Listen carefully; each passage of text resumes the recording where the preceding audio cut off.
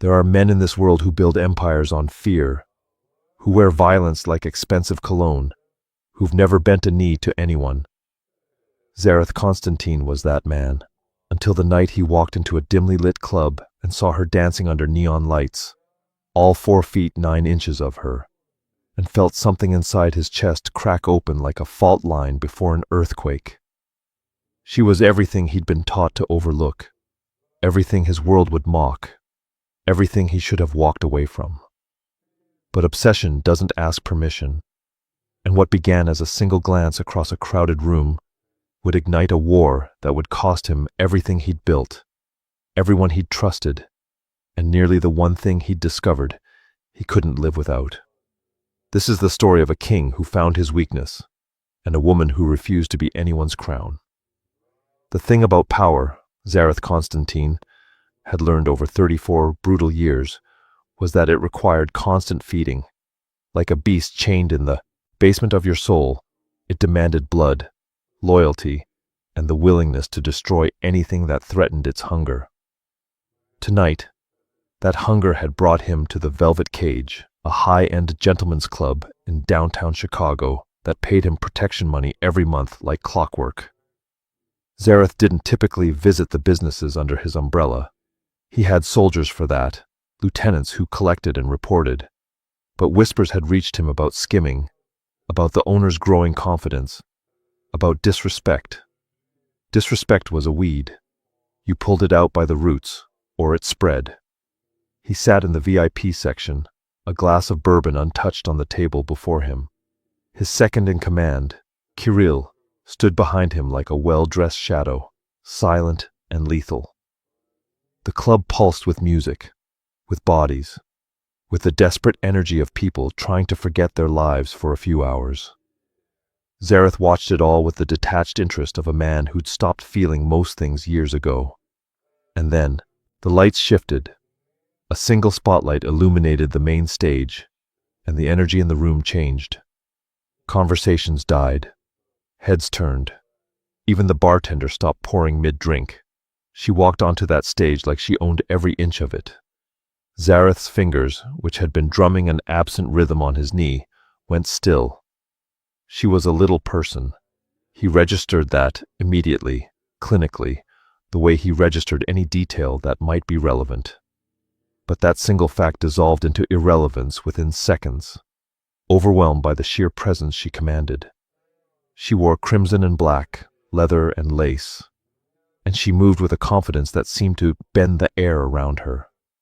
Her hair was a waterfall of midnight silk, and when she gripped the pole and spun, there was an athleticism, a strength, a deliberate artistry that demanded respect. Her name, the DJ announced, was Devora. She didn't smile the way the other dancers had. She didn't play coy or submissive or available. She danced, like she was daring the room to look away, like she knew they couldn't, like she held every person there in the palm of her small hand. Zareth's jaw tightened. He'd seen thousands of beautiful women, had taken some of them to his bed and forgotten their names by morning. Beauty was common in his world, easily bought, easily discarded. This wasn't beauty. This was something else entirely. This was power meeting power. When her eyes swept across the VIP section and locked with his, just for a heartbeat, Zareth felt it. That crack in his chest, that fault line splitting open. Her gaze didn't drop, didn't defer. She looked at him the way an equal might, with curiosity and challenge and absolutely zero fear. Then she spun away, and the moment shattered. "Boss," Kirill's voice came low near his ear. "The owner's here, ready to talk." Zareth didn't move. "Tell him to wait." He couldn't have explained why if someone put a gun to his head. He just knew that he wasn't leaving this chair, until her set ended, until he understood what the hell had just happened to him. The song built to its climax. Devora held a pose on the pole, suspended in defiance of gravity, her body a perfect arc of strength and grace. Bills rained onto the stage. Men shouted appreciation. And through it all, she maintained that same fierce, untouchable presence. When she finally descended and began collecting her money, Zareth made a decision that would change everything. Kirill, I want her brought to me. His second hesitated. The owner. Boss. The owner can wait. Zareth's voice went cold. Or he can bleed. His choice. Devora Thorne had 3 rules for survival in a world that constantly underestimated her. 1. Never apologize for taking up space. 2. Never let them see you as anything less than you are. 3. Never, ever get involved with the kind of men who wore violence like a second skin. She'd broken the first 2 rules, never. The third, she was about to shatter, when Marcus, the club's floor manager, approached her backstage with that nervous energy that meant trouble. Devora was counting her take for the night. 1,500. Not bad for a Thursday. Dev, there's someone who wants to meet you. She didn't look up. Tell him I don't do private shows. This isn't... Marcus swallowed. This is Zareth Constantine. Her hands went still on the bills. Every person who worked in Chicago's underbelly knew that name, knew what it meant. Zareth Constantine wasn't just connected to the Russian Mafia. He practically was the Russian Mafia in this city. People who crossed him disappeared. People who pleased him got rich. People who interested him. Well, that was the question, wasn't it? Devora looked up, meeting Marcus's eyes. And he asked for you, specifically, in the VIP lounge. Marcus looked genuinely frightened. Dev, you can't say no to this guy. Watch me. She turned back to her money, but her heart was pounding. She'd seen him out there during her set, sitting in the shadows like some dark prince surveying his kingdom. She'd felt the weight of his stare, different from all the others. Heavier, hotter, dangerous. Men like that wanted to own things, and Devora Thorne was nobody's possession. Devora, Marcus's voice dropped. Please, if you refuse, it reflects on the club, on all of us. Just talk to him. 5 minutes. She could hear the fear beneath his words, and damn it, she cared about Marcus, about the other dancers, about this job that let her live independently, that let her be seen as something other than a curiosity or a pity case. Fine. She stood, all 4 feet 9 inches of her, and grabbed her silk robe. 5 minutes. Then I'm out. Marcus looked relieved enough to kiss her. The walk to the VIP lounge felt like walking into a lion's den. Devora kept her spine straight, her chin up. She'd faced down handsy customers, aggressive drunks, and entitled assholes who thought her size made her vulnerable. She could handle one mafia boss, probably. The lounge was quieter, separated from the main floor by heavy curtains and better soundproofing. The music became a distant pulse, and there, in a leather chair that might as well have been a throne, sat Zareth Constantine. Up close, he was devastating. Sharp cheekbones, a jaw that could cut glass, dark hair swept back from a face that belonged on ancient coins. His suit probably cost more than her car. But it was his eyes that caught her, ice blue, intelligent, and fixed on her with an intensity that made her skin prickle. A mountain of a man stood behind him, clearly security. Devora Thorne. Zareth's voice was smooth, accented, dangerous. He didn't stand. Sit. I'll stand, thanks. She crossed her arms. You wanted to talk. Talk. Something flickered in those cold eyes. Surprise, maybe. Or interest. You know who I am. Everyone knows who you are, Mr. Constantine. Doesn't mean I'm impressed. The security guy tensed. Zareth held up, one hand, a small gesture that froze the bigger man in place. You should be. He leaned forward slightly. I could buy this club with pocket change. I could own you with a signature. You could try. Devora smiled, sharp and fearless. But I'm not for sale. So if that's what this is about, we're done here. She turned to leave. Wait. One word.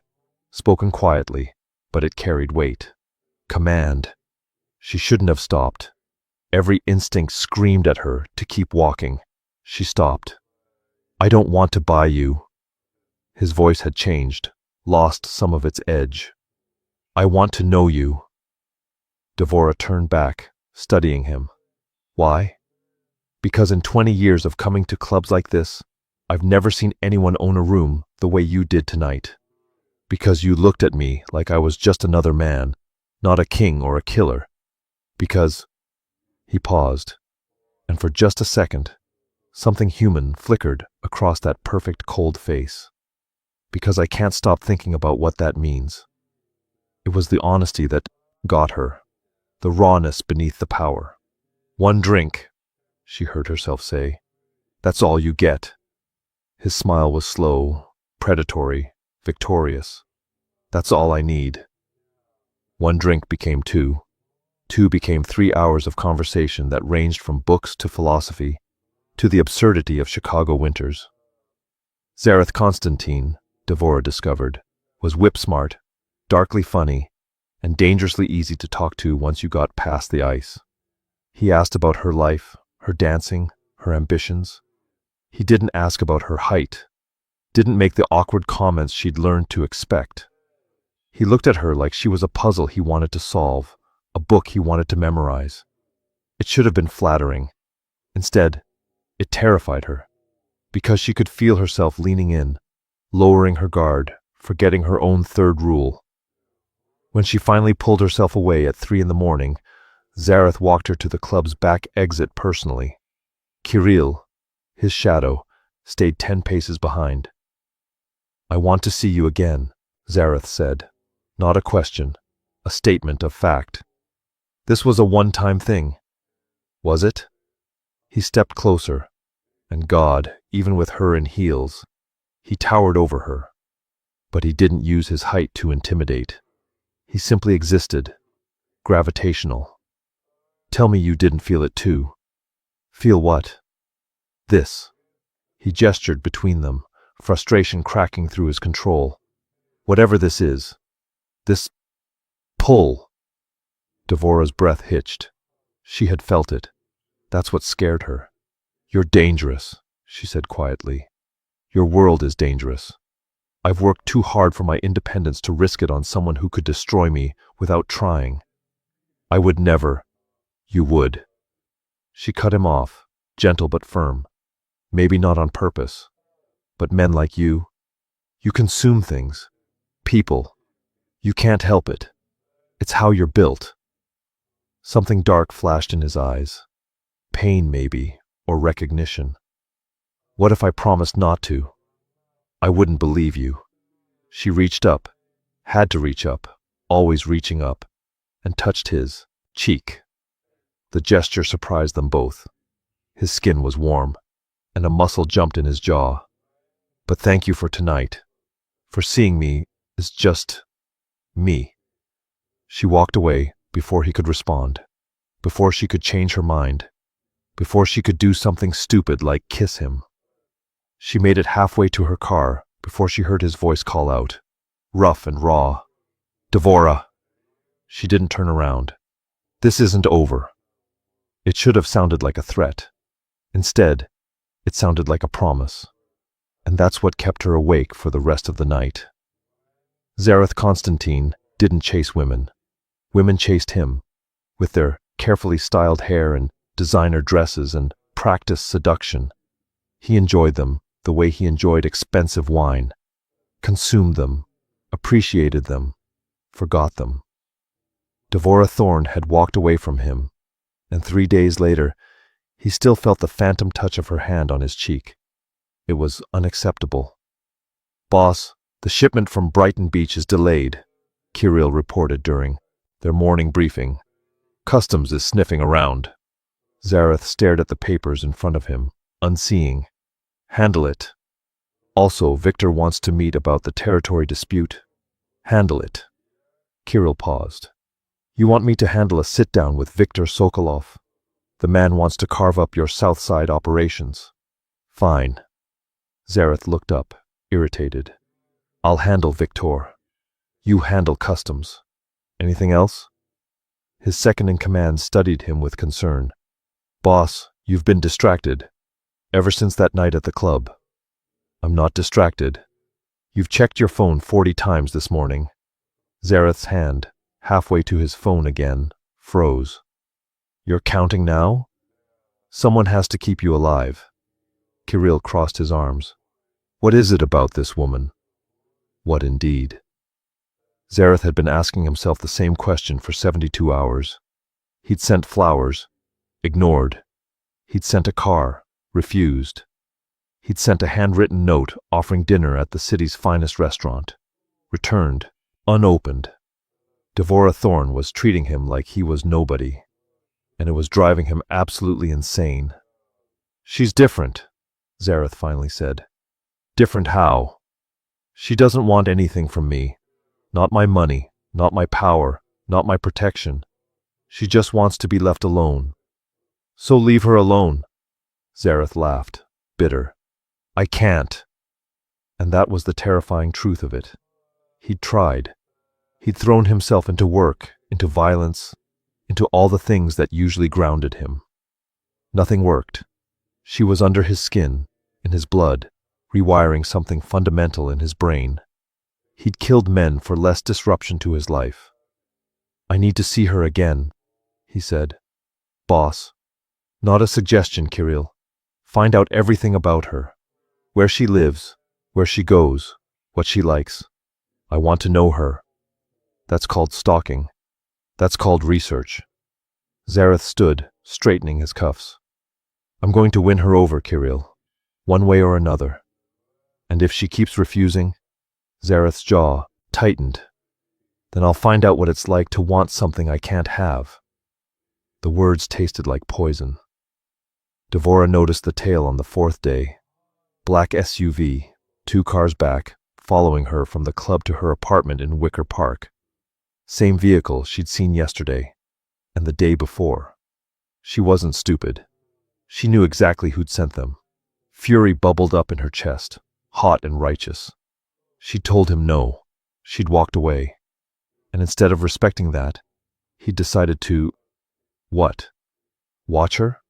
Protect her? Own her from a distance? She changed course, pulling into a busy Starbucks parking lot. The SUV pulled in 3 spaces down. Devora got out of her car, marched over to the SUV, and rapped on the tinted window with her knuckles. Hard. The window lowered. A man with a broken nose and cautious eyes looked down at her. Tell your boss I want to meet. Tonight. And tell him if he ever has me followed again, I'll make his life a living hell. Ma'am, I don't... Save it. She pulled out her phone, snapped a photo of his license plate. I've got your plates, your face, and a lawyer on speed dial who specializes in harassment cases. Your call. The man's face paled. I'll relay the message. Good. She spun on her heel and walked back to her car, adrenaline singing through her veins. She was shaking by the time she got home, not from fear, from rage. Her phone rang 2 hours later. Unknown number. Hello. Devora. Zareth's voice, smooth and dark. I heard you wanted to meet. Your stalking isn't cute, Constantine. It's criminal. I was ensuring your safety. Bullshit. She paced her small living room. You were trying to control me because you can't handle rejection. Well, here's a news flash. I don't care how powerful you are or how many people fear you. You don't get to decide what's good for me. You don't get to make choices about my life. And you sure as hell don't get to have me followed like I'm some kind of asset you need to protect. Silence on the other end. Heavy, weighted silence. Then, you're right. She stopped pacing. What? You're right. I overstepped. It was... He exhaled, and she could picture him running a hand through his hair. That gesture of frustration she'd seen glimpses of. I'm not used to feeling out of control, and you make me feel completely out of control. That's not my problem. I know. His voice dropped. But it's become mine. I can't stop thinking about you, Devora. I can't sleep. I can't focus. You've become this constant presence in my head, and I don't know what to do with that. Her heart was pounding. Join the club. What? The admission slipped out before she could stop it. You think you're the only one affected here? I haven't been able to think straight since that night either. But the difference between us is that I'm smart enough to know this is a bad idea. Then help me understand why. Because you're a criminal, Zareth. She nearly shouted it. You hurt people for a living. You control an empire built on fear and violence. And I've spent my entire life fighting to be seen as more than my size, to be independent, to be strong. Getting involved with someone like you would undo all of that. I'd become Zareth Constantine's girlfriend, that novelty on his arm that people whisper about. I would never, you wouldn't mean to, but it would happen anyway. She sat down on her couch, suddenly exhausted. I like my life, Zareth. I like my freedom. I like knowing that everything I have, I earned myself. I can't give that up, not even for whatever this is between us. More silence, then quiet and raw. What if I could change? People like you don't change. What if I wanted to? For you? The words hung in the air between them, impossible and tempting and terrifying. Meet me, he said.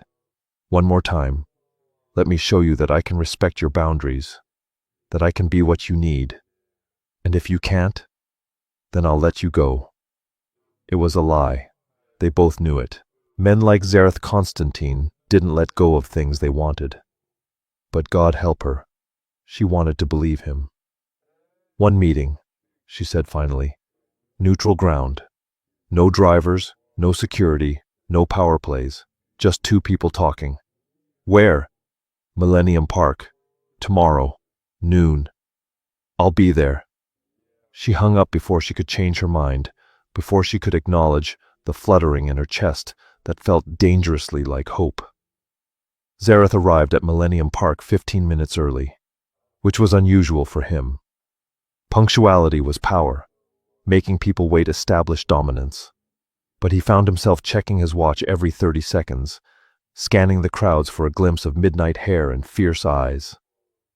When Devora appeared, walking across the plaza in jeans and a leather jacket, he felt that same jolt he'd experienced in the club. She looked different in daylight, more real somehow, less untouchable, more devastating. She spotted him and walked over, chin up, guard up. No security? She asked. Kiriel's watching from a distance, but he won't interfere. At her look, he added, I'm still a target, Devora. Some precautions are non-negotiable. She considered this, then nodded. Fair enough. They walked in silence for a while, weaving between tourists and locals. The Cloudgate sculpture gleamed in the autumn sun. Children ran squealing around its base. It was all so normal, so far removed from Zareth's usual world of shadows and violence.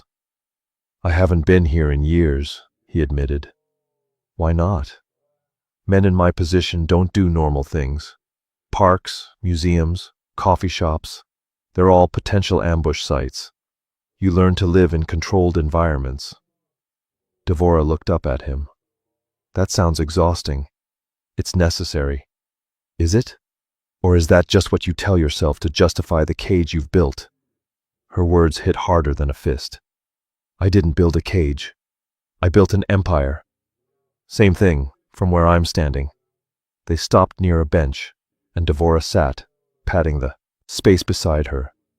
Zareth joined her, hyper-aware of how close they were, how small the space between them felt charged with possibility.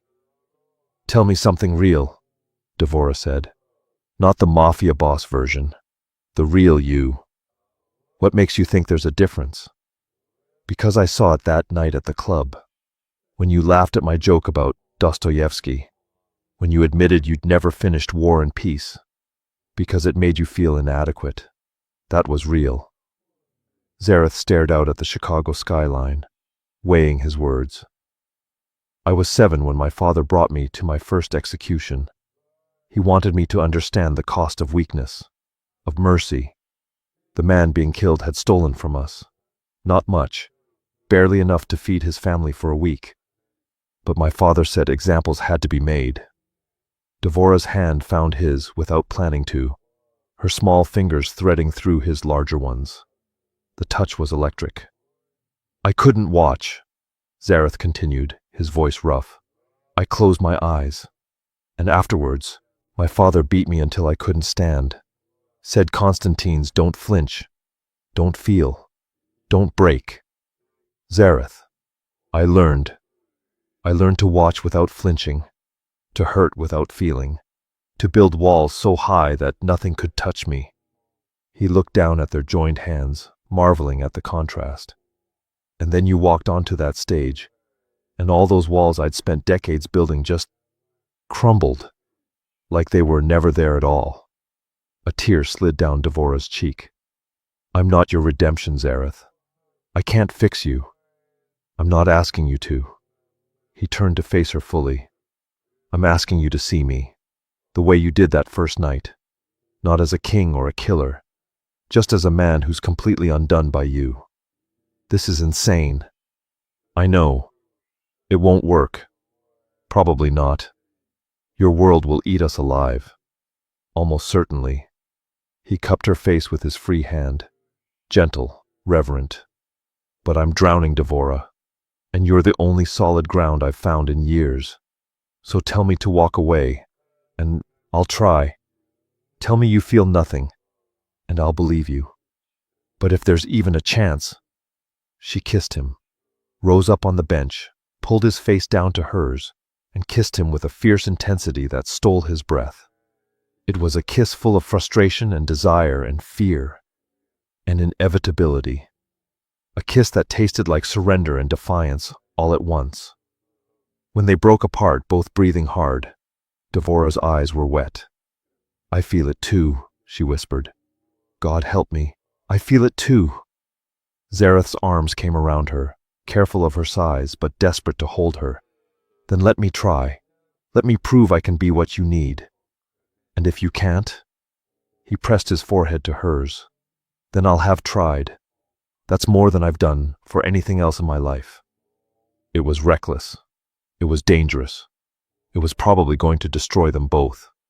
But as Devora nodded against his chest, as Zareth held her like she was the only real thing in his world, neither of them could bring themselves to care. The next 3 weeks existed in a bubble. Zareth carved out time from his empire to take Devora to art museums, to quiet restaurants where he'd bought out entire sections for privacy, to late-night drives along Lake Michigan where they talked until dawn. He learned everything about her love of obscure poetry, her secret addiction to terrible reality TV, the way she hummed when she was concentrating on something. Devora learned him too. Learned that, beneath the ice-cold exterior was a man who quoted Pushkin, who loved old jazz, who felt everything deeply but showed nothing. She learned his tells, the slight tightening of his jaw when he was angry, the way his accent thickened when he was passionate about something, the rare, genuine smile that transformed his entire face. They kept it secret. Her friends at the club didn't know. His organization didn't know. It was their own private world, separate from everything else. It couldn't last. The first crack appeared on a Tuesday. Devora was leaving her apartment for an evening shift when she noticed the same black car that had followed her weeks ago. Her stomach dropped. She'd made Zareth promise. No surveillance, no guards, no interference in her normal life. She called him immediately. You're having me followed again. No, I'm not. His voice was sharp with concern. Where are you? Outside my building. Black sedan. 2 men inside. Get back inside. Now. Command mode. The voice that expected instant obedience. Don't tell me what to... Devora. Those aren't my men. Get inside and lock your door. Her blood went cold. She turned and ran for her building, fumbling with her keys. Behind her, she heard car doors opening. Who are they? She gasped into the phone, finally getting inside and slamming the door. Competition.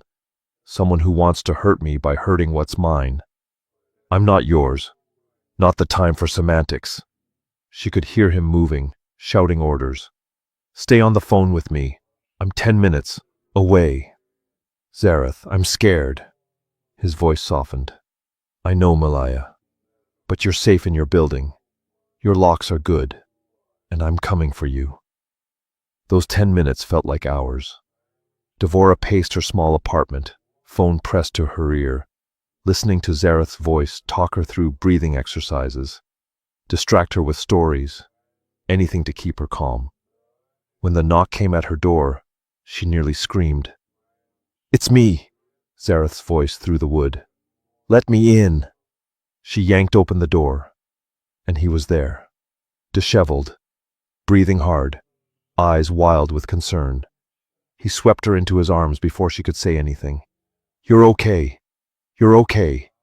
He repeated it like a mantra, hands running over her back, her arms checking for injuries. What's happening? He pulled back, cupping her face. Viktor Sokolov. He's making a move. He found out about you. I don't know how. I've been so careful. And he's using you to draw me out. Who is Viktor Sokolov? Someone who wants my territory, my power, my life. Zareth's jaw clenched. And now he wants to take you from me to prove he can.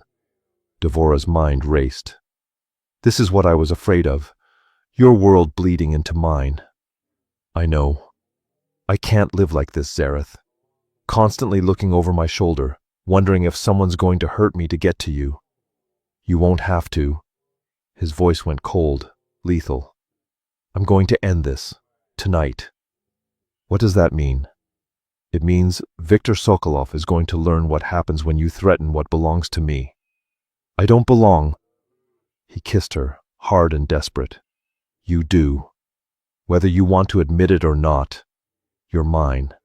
And I protect what's mine. Before she could argue, he pulled out his phone. Kirill, I need a full security detail at Devora's building. No one gets in or out without clearance. And find Viktor. I don't care if you have to burn down every one of his holdings. Find him. Zareth, you can't just... I can. I will. He looked at her with those ice-blue eyes now, blazing with something primal.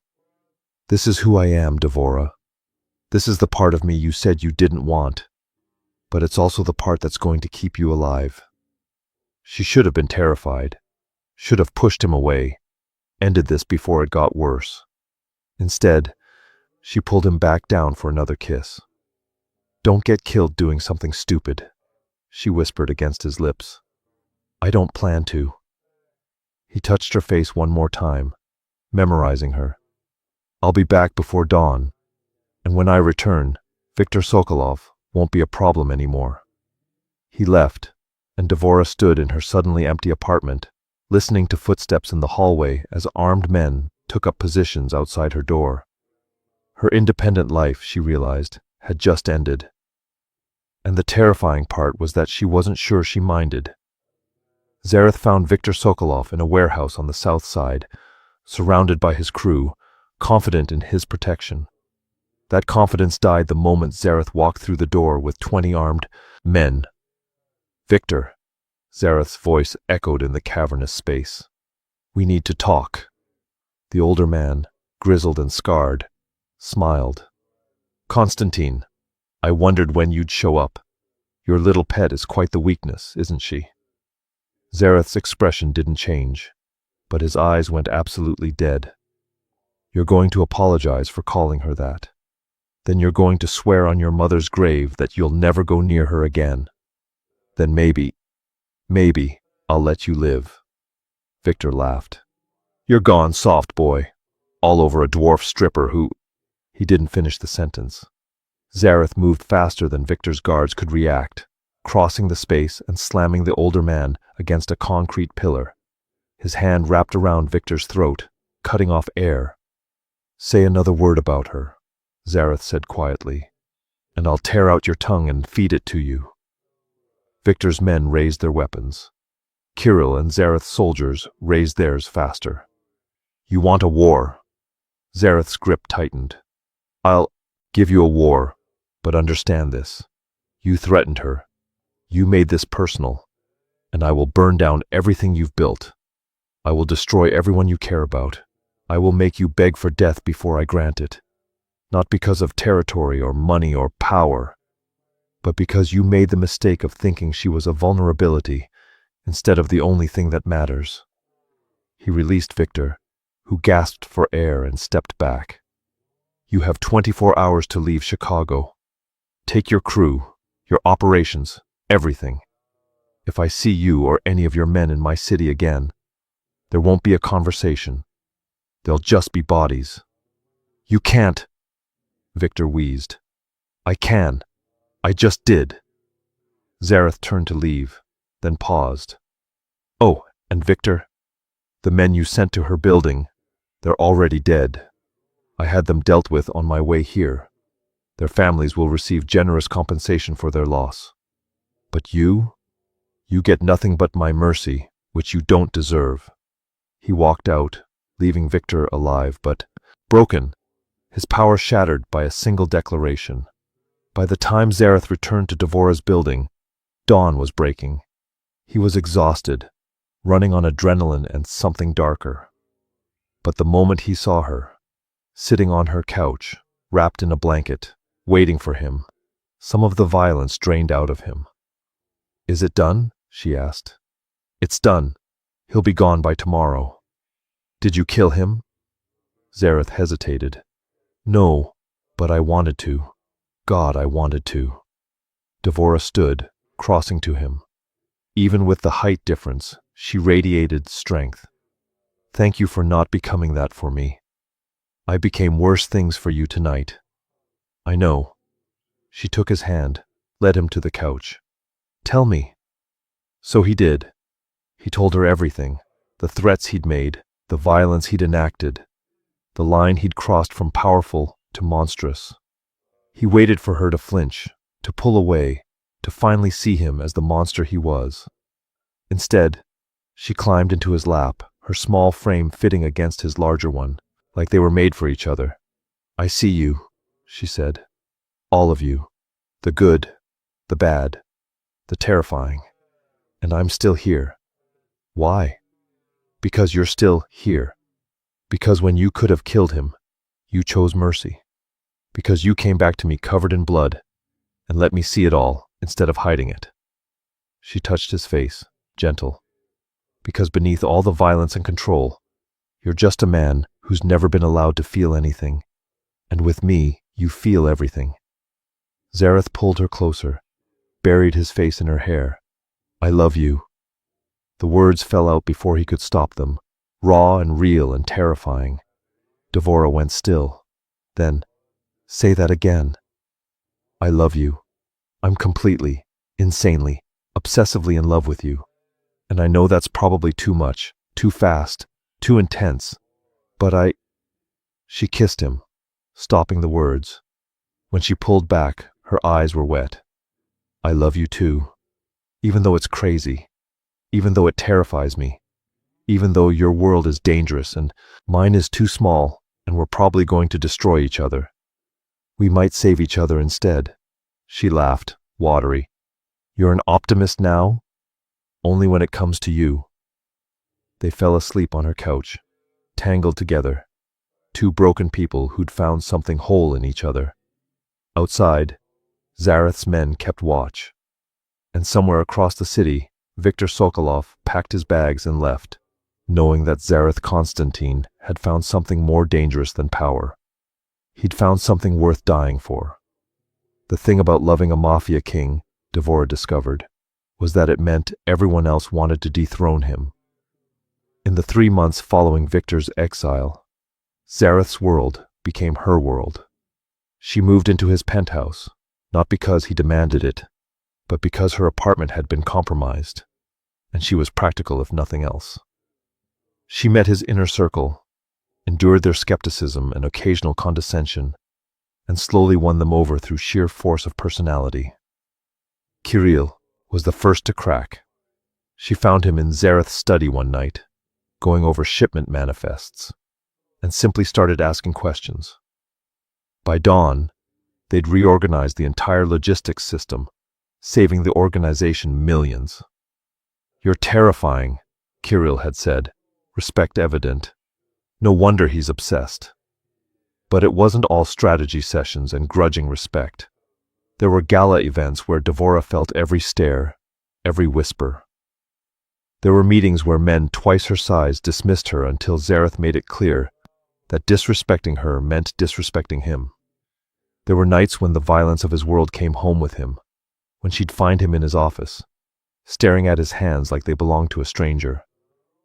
Those nights, she'd climb into his lap and hold him until the ghosts retreated. "I'm ruining you," he said one night, voice rough. "Or I'm saving you." She traced his jawline. Perspective matters. But the cage was closing in, slowly, inevitably. She'd stopped dancing at the velvet cage, partly for safety, partly because Zareth's enemies would have used it against him. She told herself it was temporary, that she'd go back once things settled. But things never settled in Zareth's world. Her friends from the club stopped calling as much.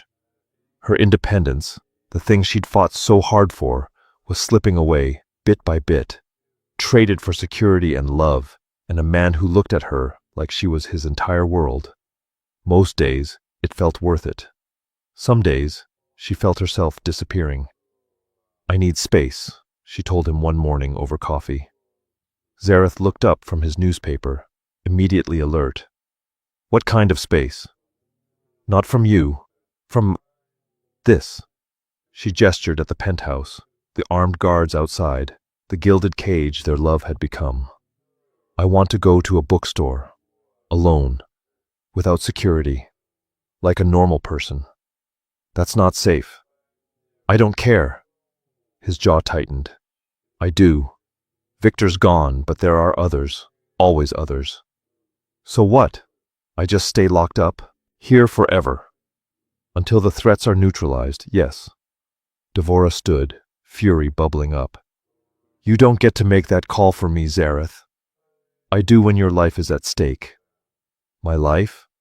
Or your peace of mind?" She crossed her arms. "Because from where I'm standing, this feels less like protection and more like possession." He stood too, frustration evident. "That's not fair." "Isn't it? You've slowly taken over every aspect of my existence. Where I live, where I go, who I see.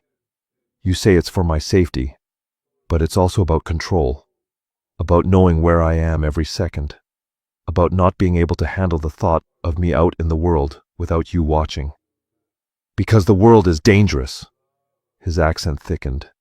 "Because there are men out there who would hurt you just to prove they can.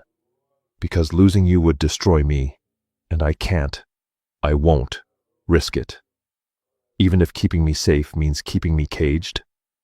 The question hung between them, heavy and painful. Zareth's shoulders sagged. "I don't know how to love you without protecting you. I don't know how to let you be free when every instinct I have screams to keep you close, keep you safe, keep you mine." Devora's anger softened. She crossed to him, took his hands. "I know, and I know this isn't easy for you. But Zareth, if you love me the way you say you do, you have to trust me to make my own choices, even if they scare you, even if they put me at risk. What if something happens? Then something happens, but at least I'll have lived on my own terms." He pulled her close, resting his chin on top of her head. "You're asking me to go against every protective instinct I have. I'm asking you to love me as an equal, not as something to guard. You are my equal. You're everything.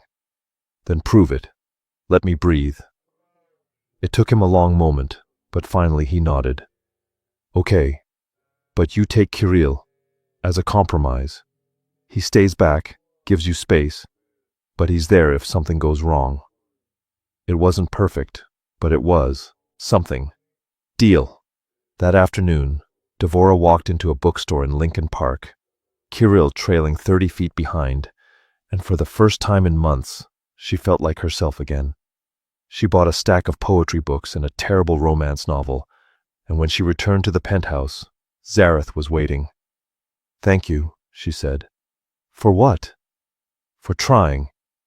He pulled her into his arms. "I'll always try for you, even when it kills me." And she believed him. But neither of them realized that their attempt at normalcy had been noticed, that dangerous eyes were watching, that the worst threat wasn't from Zareth's rivals, but from something closer to home. The betrayal came from within. Alexei Konstantin, Zareth's cousin and third in command, had watched Zareth's descent into obsession with growing resentment. In their world, weakness was death, and love was the ultimate weakness. Zareth had become distracted, soft, making decisions based on a woman instead of profit and power. It was unacceptable. More than that, it was an opportunity. Alexei had been building his own network for years, waiting for the right moment to make his move. Zareth's obsession with Devora was that moment. All he needed was to remove her from the equation, and Zareth would either shatter, making him easy to overthrow, or rage so hard that he'd make mistakes. Either way, Alexei won. Family, Alexei believed, was often the greatest liability. He made his move on a Thursday. Devora was at a medical appointment. Regular checkup. Nothing unusual.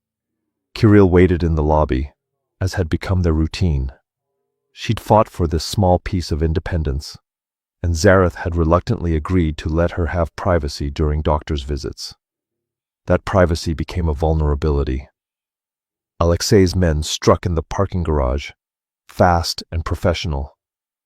Kirill heard the scuffle through his earpiece, but by the time he reached the garage, Devora was gone, and two of Alexei's men were dead. She'd fought back.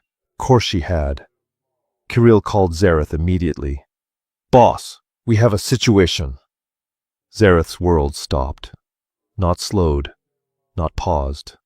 Stopped completely, like someone had reached into his chest and physically stopped his heart. "What kind of situation?" "Devora's been taken. Parking garage. Professional hit. 2 dead attackers. No sign of her or the extraction team." The phone cracked in Zareth's grip. "When?" 17 minutes ago."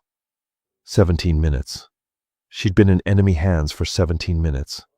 And every second was another second of terror. Another second of violence. Another second where she might be. He couldn't finish the thought. "Lock down the city," he said, his voice devoid of emotion. Feeling would come later. Right now, he needed to be the killer he'd trained to be.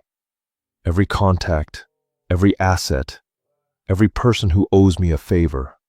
Find her, and find out who's responsible. Already working on it.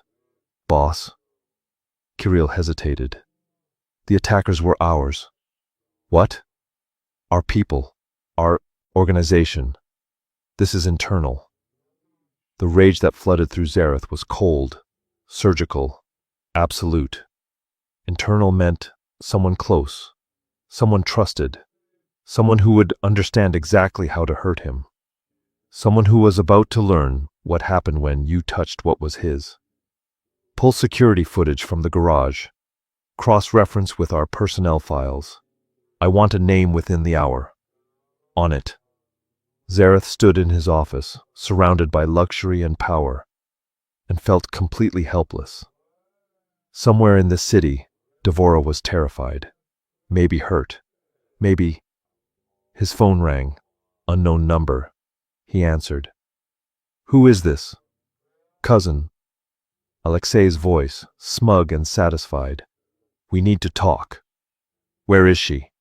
"Safe, for now. Whether she stays that way depends entirely on you." Zareth's free hand clenched into a fist. "What do you want?" "Your empire, your operations, your seat at the table. Sign it all over to me. Walk away from the family business, and I'll give her back unharmed." "You're insane." "I'm ambitious. There's a difference." Alexei chuckled. You've gone soft, Zareth. This is what happens when you let a woman distract you from what matters. Power is what matters. Territory is what matters. She's just collateral. If you hurt her, you'll what? You'll kill me. Your own blood. Alexei's voice hardened. You've got 24 hours to decide. Your empire for her life. Choose wisely, cousin. Because if you come after her, if you try to find her, I'll send her back to you in pieces. The line went dead. Zareth stood frozen for 10 seconds. Then he threw the phone across the room, with enough force to shatter it against the wall. Kirill burst into the office. Boss, I heard. It's Alexei. Zareth's voice was eerily calm. He has her. He wants my empire in exchange for her life. What are you going to do? Zareth looked at his second-in-command, and Kirill actually stepped back at what he saw in those ice-blue eyes.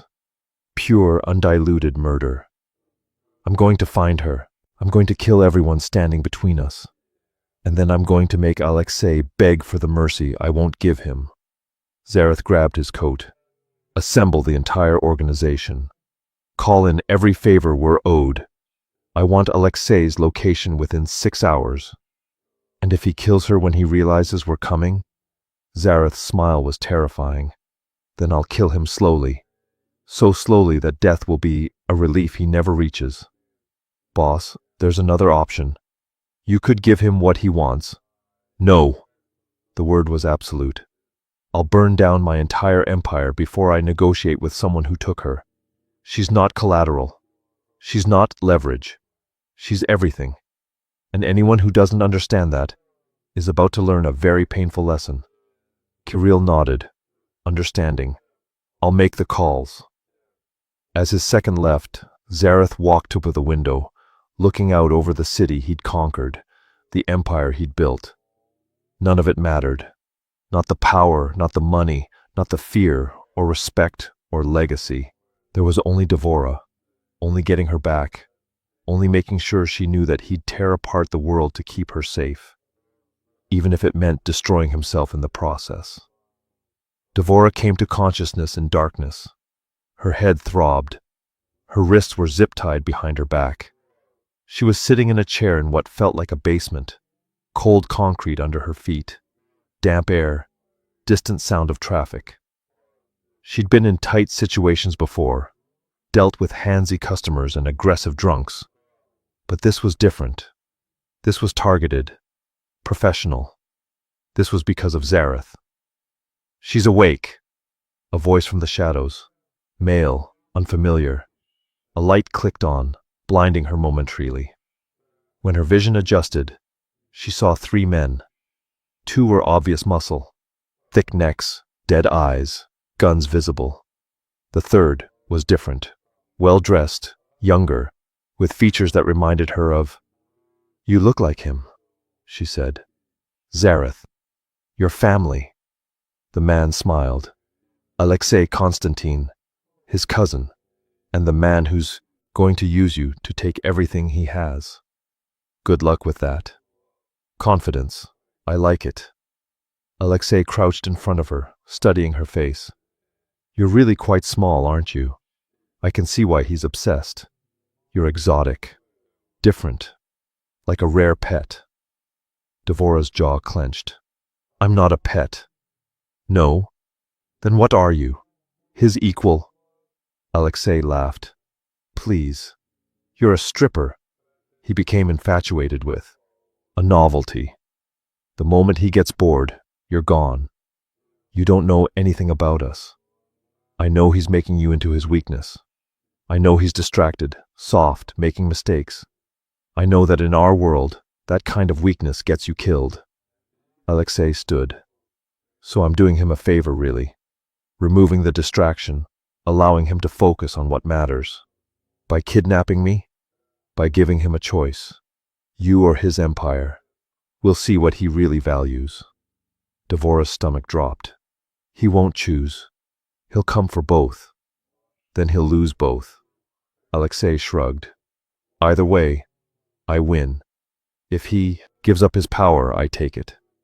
If he comes after you, I kill you and use his rage to destroy him. Simple mathematics. You're underestimating him. Am I? Or are you overestimating how much you matter? Alexei headed for the door, then paused. For what it's worth, I don't want to hurt you. You're just in the wrong place, with the wrong man, at the wrong time. But if Zareth forces my hand, I'll do what's necessary. He left, taking his guards with him. The door locked with an ominous click. Devora sat in the darkness, mind racing. She knew Zareth would be tearing apart the city looking for her, knew he wouldn't negotiate, knew he'd come for her with everything he had. The question was whether she'd still be alive when he arrived. She tested the zip ties, feeling the bite of plastic against her wrists. Too tight to slip. She'd need something sharp, or... Wait. Her heels. They'd taken her phone, her purse, but they'd left her wearing her boots. And sewn into the heel of her right boot was a small knife, installed there years ago when she'd first started dancing in rough clubs. It took 15 minutes of painful contortion to position herself so she could reach the boot, another 10 to extract the knife without dropping it. By the time she had the blade against the zip ties, her shoulders screamed in protest. But Devora Thorne had spent her life adapting to a world not built for her. She was patient. She was resourceful. And she sure as hell wasn't going to sit around waiting to be rescued. The zip tie snapped. Her hands were free. Now she just needed to figure out where she was, how many guards were outside, and how to get a message to Zareth before Alexei decided she was more trouble than she was worth. She stood, quietly testing the door. Locked, as expected. But the basement had a small window near the ceiling, grimy and barred, but potentially useful. Devora pushed a box beneath it, climbed up, and peered out. Street level. She could see passing cars, pedestrians, a bodega across the street with a neon sign. A landmark. Something she could use. She memorized everything she could see, then climbed down and started exploring her prison for anything that could help. Outside, Alexei's men stood guard, confident in their security. They didn't realize that the small woman in the basement was already planning their downfall. And miles away, Zareth Constantine was assembling an army. Zareth found Alexei's location through a combination of surveillance footage, informant networks, and pure rage-fueled determination. An abandoned factory in Pilsen, guarded by a dozen men, isolated enough that gunfire wouldn't immediately draw police attention. Perfect for a massacre. He assembled his best fighters, 20 men who'd proven themselves in blood and battle. Kirill tried to argue for a larger force, but Zareth refused. More men means more noise.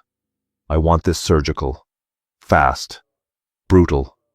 He checked his weapons with practiced efficiency. Anyone who gets between me and her dies. Anyone who surrenders lives, unless they've touched her. Clear. His men nodded, grim-faced. They moved at 3 a.m, when human attention was at its lowest, when even criminals started to relax. Zareth's team hit the factory like a force of nature. Simultaneous breaches from 3 points, suppressors keeping the gunfire muffled, coordination perfect. Alexei's guards never stood a chance. Zareth moved through the factory with lethal precision, every shot placed, every movement economical. He'd been trained for this since childhood, and tonight, all that training came together in a symphony of violence. He found Alexei in a second-floor office, watching security feeds with growing panic. "Cousin," Zareth said quietly, gun pointed at Alexei's head. "Where is she?" "You're making a mistake. Where is she?" "Basement. Southwest corner. She's unharmed. I swear." Zareth shot him in the kneecap. Alexei screamed, collapsing. Zareth stood over him, expression empty. "That's for taking her. The next one's for making her afraid." He fired again, the other knee. Zareth, please. You wanted my empire. You wanted my power. But you forgot the most important rule of our world. Zareth crouched beside his cousin. You don't touch family. And she's more family than you ever were. You've gone insane. I've gone honest. Zareth stood. I'll deal with you later. First, I'm getting her back. He left Alexei bleeding on the floor, surrounded by Zareth's men, and ran for the basement. The door was locked. He kicked it open, gun raised, expecting resistance. Instead, he found Devora standing over two unconscious guards, a pipe in her hands, determination on her face. She looked up at him, and her expression crumpled. Zareth! He crossed the space in 3 strides, pulling her into his arms so tightly it must have hurt. She didn't complain, just wrapped her arms around his neck and held on. Are you hurt? He demanded, pulling back to check her over. Did they touch you? Did they? I'm fine. Scared, but fine. She touched his face, noting the blood splatter. You came. Of course I came. Did you really think I wouldn't burn down the entire city to find you? I was kind of counting on it. She smiled, watery. I got myself mostly out, though. Those guards are just unconscious. Zareth looked at the guards, then back at her, something like awe in his eyes. You're incredible. I'm practical, and angry, mostly angry. He kissed her then, desperate and relieved, tasting salt from tears he wasn't sure were his or hers. I love you, he said against her lips. I love you so much it terrifies me. I know. I love you too. Now take me home. What about Alexei? Devora's expression hardened. What about him? He's upstairs, bleeding, waiting for me to decide his fate. She was quiet for a moment then. He would have killed me, not because I wronged him, but because I mattered to you. That's not forgivable. No, it's not. So end it, permanently. She looked up at him, and there was steel in her gaze. I won't lie and say I want him dead, but I won't lie and say he deserves to live either. This is your world, Zareth. Your call. He studied her face, seeing the woman who'd fought her way out of captivity, who'd knocked out armed guards, who'd survived in his world and come out stronger. You're right. It is my world, but you're part of it now. So we make this call together. They walked upstairs hand in hand, found Alexei where Zareth had left him, pale from blood loss, eyes wide with fear. Please, Alexei gasped when he saw them. I'm sorry. I made a mistake. I'll leave the country. You'll never see me again. Zareth knelt beside him. You're right about one thing. I'll never see you again. He looked at Devora one more time. She nodded, just once. Zareth stood, raised his gun, and ended it. The next few weeks were chaos. Zareth had to restructure his entire organization, root out anyone who'd known about Alexei's plan, shore up alliances that had weakened during the conflict. It meant long days, violent nights, and the constant reminder that his world was built on blood. But through it all, Devora was there. She sat in on meetings, offering insights that surprised his lieutenants. She reorganized his security protocols, implementing systems that accounted for threats they'd never considered. She proved time and again that she wasn't just Zareth's weakness. She was his strength. One night, 3 weeks after Alexei's death, they sat on the penthouse balcony, looking out over Chicago. Zareth had a rare moment of quiet, and Devora was curled against his side. Do you regret it? He asked. Getting involved with me? My world? She was quiet for a long moment. I regret the fear, the kidnapping, the constant awareness that someone might try to hurt you through me. But do I regret loving you? No, never. Even though I'm a monster? You're not a monster. You're a man shaped by monsters who's trying to be better. She tilted her head to look up at him. You think I don't see it? The way you've changed since we met? The way you question your own violence now? The way you try to find other solutions before resorting to bloodshed? I still killed Alexei. He would have killed me. That's not monstrosity. That's protection. There's a thin line between the two. Then we'll walk that line together. She took his hand. I'm not naive, Zareth. I know what you are, what you do, but I also know you're trying, and that's enough for me. He pulled her closer, breathing in her scent, grounding himself in her presence. I want to marry you. The words surprised them both. Devora pulled back, eyes wide. What? I want to marry you, make you mine in every way that matters. Build a life that's ours, not just mine with you in it. He cupped her face. I know it's probably too fast, too intense, too much, but I've never been more certain of anything in my life. Zareth. She was crying now, happy tears. You're insane. I'm aware. This won't be easy. Your world will always be complicated. People will always underestimate me, talk about us, question why you chose me. Let them talk. Let them question. I know why I chose you. You're the strongest person I've ever met. You make me want to be better. You see the man beneath the monster and love him anyway. Devora laughed through her tears. You're really bad at proposals. Is that a no? That's a yes, you ridiculous man. Yes, I'll marry you. Yes, I'll build a life with you. Yes to all of it. He kissed her then, gentle and reverent, and for the first time in his life, Zareth Constantine felt something other than power or fear or rage. He felt hope. The wedding was small, private, held in a garden in Lincoln Park with only their closest people present. Kirill stood as best man, still gruff but secretly pleased. A few of Devora's friends from her old life attended, tentatively accepting this new reality. When Devora walked down the aisle in a custom dress that made her look like midnight and starlight, Zareth's infamous control cracked completely. Tears slid down his face. Unchecked, unashamed. She was his. Finally, completely, legally his. And he was hers. The vows they wrote were simple. Zareth promised to protect her, love her, and never cage her.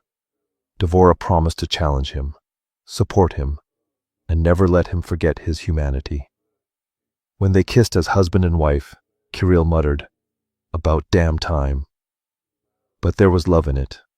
The reception was held at the penthouse, and as the night wore on, Zareth pulled Devora onto the balcony, away from the crowd. Happy? He asked, deliriously. She leaned against the railing, looking out at the city that had brought them together. You know, when I walked into the velvet cage 6 months ago, I had no idea my life was about to change completely. Regret it? Not for a second. She turned to face him. You've given me more than I ever thought I'd have. Not just material things, but feeling seen, feeling powerful, feeling like I could take on the world. You could. You do.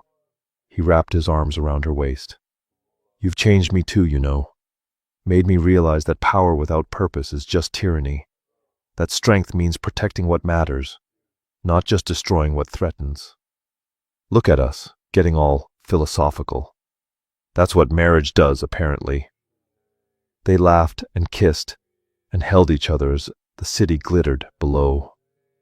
Neither of them knew what the future held. There would be more threats, more challenges, more moments where their different worlds collided violently. But they would face it together, the feared Mafia boss and the woman who'd brought him to his knees. Because in the end, love wasn't about one person completing another. It was about two people choosing each other every single day, despite the obstacles. And Zareth and Devora, they'd keep choosing each other, no matter what came next. The city below pulsed with life, with danger, with possibility, and they were ready for all of it.